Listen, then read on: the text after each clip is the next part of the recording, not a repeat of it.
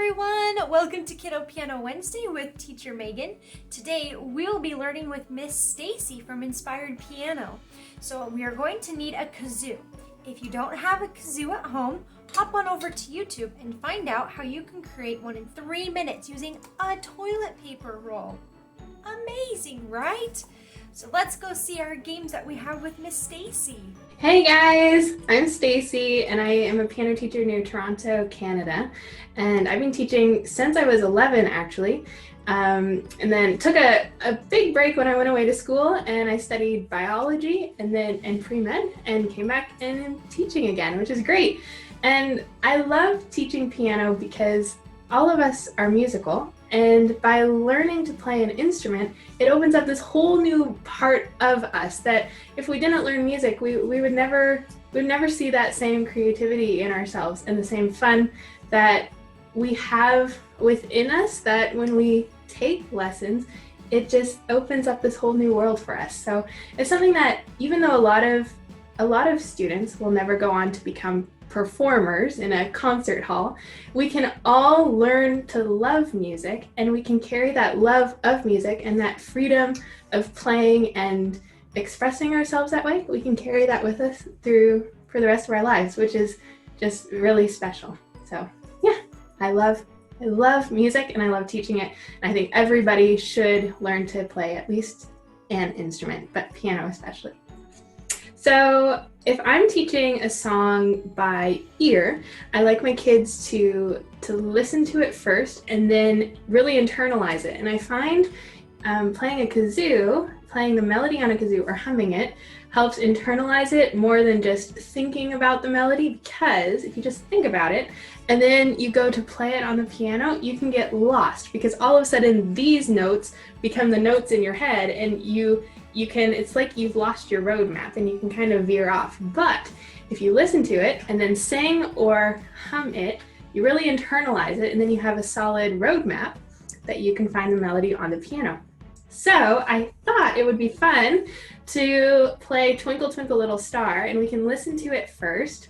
And I like to pull pop, you can do any song, pop songs, classical, anything, pull it up on YouTube, listen to it, hum the melody, and then just find the starting note first, and then keep going with the melody as long as you want. So you can learn just the chorus, just the verse, just whatever part you want. And it's a lot faster learning music by ear than it is to read it. So I find this is really great for, like, even in the first lesson with students, they all know Twinkle Twinkle or Happy Birthday. So getting them to hum it on a kazoo and then play it, they've just learned a whole song that they probably, especially for like a 5-year-old, wouldn't have been able to learn reading that in a half-hour first lesson. So it's a fun way to do huge ear training with them, and then to learn songs, more advanced songs, quicker. So I do that. I've done that with For Elise. We've done it just humming on a kazoo and learning by ear. So then kids like that are 10 and have taken piano for 5 months can play For Elise. We can do it with the melody and with finding the bass line too. So that's so awesome. I love that. Yeah, the melody and the bass line, you can do both. Totally. And then you build chords that way. I love chording. It's one of my absolute favorite things. So you find the bass. Some students, I'll just do the melody, and some I'll actually start with the bass. So it depends on how much chording we've done. I teach chording really early on too. It just frees you up so much to understand chords, and it's just fun. So I find you can hear the bass line, hum it. It's harder to hear than the melody, so it's a really good ear training exercise for them. So hear the bass line, hum it, find it, and then talk about how do you build a chord from that bass line. And then you can have a solid, usually it's just a 4-chord pattern for a pop song. And then you have that pattern, and then you hum the melody, and then you've got your whole pop song. That's awesome. Oh, yeah. I love that so much. Cool. I'm excited to check it out. Yeah, so if we pull up Twinkle Twinkle. So yes, to slow it down, we're going to go into the settings, playback speed, and we're going to put it on to 0.75, because if you do 1.75, it will go crazy fast. 0.75. Okay. Twinkle, twinkle, That's good. little star,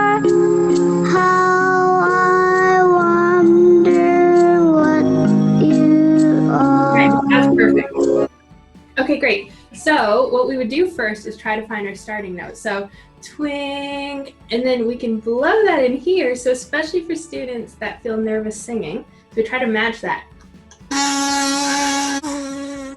Cool. Great, and that is an important thing to tell students. Often they try to blow, which doesn't make the kazoo make sound properly. You have to actually hum, which is neat because then they're still vocalizing, just in a way that doesn't feel quite as vulnerable because they're playing an instrument. So, and then Teacher Megan, do you want to try to find that on the piano, that note? Ooh, not quite.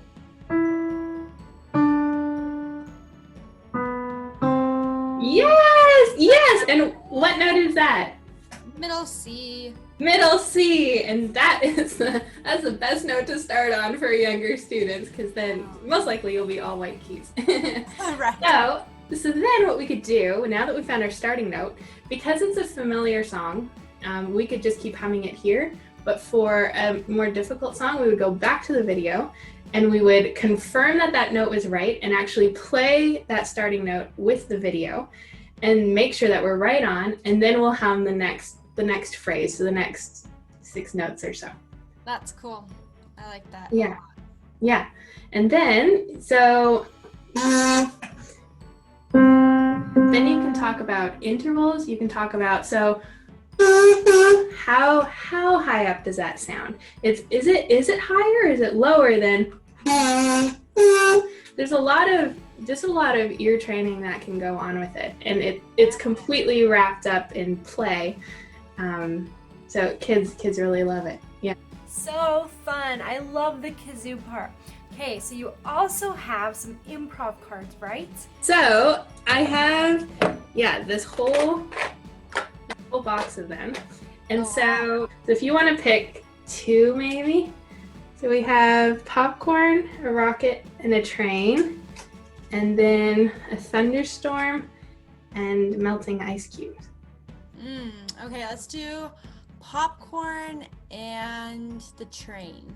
Cool. I was hoping you'd say train. That's a fun one. Yeah. So what I would say is, Teacher Megan, what sounds, if popcorn were in music and you were writing a song about popcorn, what do you think it would sound like? Kind of bouncy. Poppy. Yeah, I think bouncy. So then I'd write it down for my students so they have a list. Nice. So popcorn would be bouncy. Do you think it would be high on the piano or low on the piano or in the middle? Probably higher. Sure. Why do you think higher? Because it kind of sounds like in the microwave. Yes, I love it. It's great. And then do you think it'd be loud or quiet or a mix of both? Probably mostly loud. Maybe a tiny bit of quiet when the popcorn starts to pop. Sure. And I would have an idea, maybe popcorn, because you know how it kind of starts off not popping a lot and then it gets more and more and more. Maybe we could make our music do that. So depending then on how old you are today, Teacher Megan, I would either help you think of find a starting note and give you tips, or if you're a bit more confident with it, if you're older or a confident younger student, you could just have at it and just try to make something up, and I would explain there is no right or wrong. You can't mess this up, and if you like it, stick with it. If you don't like it, we'll come up with something else. So do you want to try, these are our words, do you want to try coming up with something? You can just use one hand at first. So try to make popcorn sounds on the piano. Hey.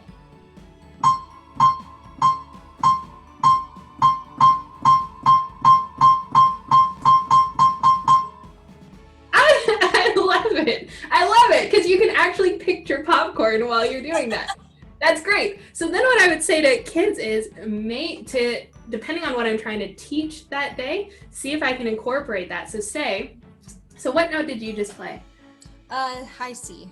I see. So then I would say maybe as the popcorn gets bigger and bigger, maybe we could start on a lower C. So let's say we're just teaching how to navigate the piano. Let's try a lower C, and then as it gets louder and faster, move up an octave. And what does an octave mean? and then we could go up another octave, and then make sure they're super bouncy. And what's the word for bouncy? And it's Staccato. yeah, exactly. That was great. That was wonderful. Let's try. So it can be as simple as that. I can do that in 60 seconds at the start or end of a lesson, just for a completely book-free, fun activity that I hope then kids would go home, and if they heard popcorn, they'd be like, oh, I can play popcorn on the piano. So yeah. I don't know about you, but for me, I didn't know I could compose music.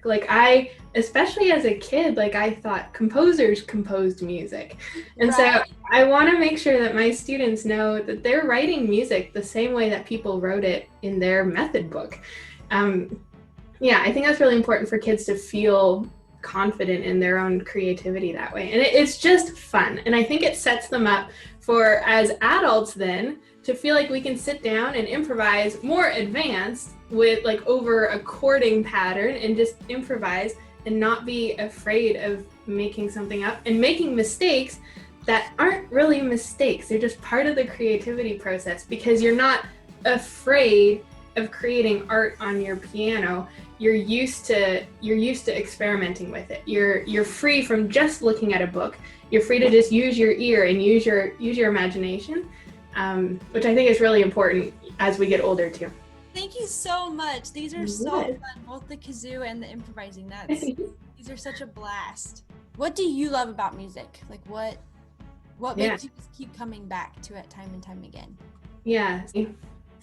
When I sit down at my piano, I can process things that happened in my day. And so I find it's a great way to end the day. It's a great way to take a break in the middle of the day.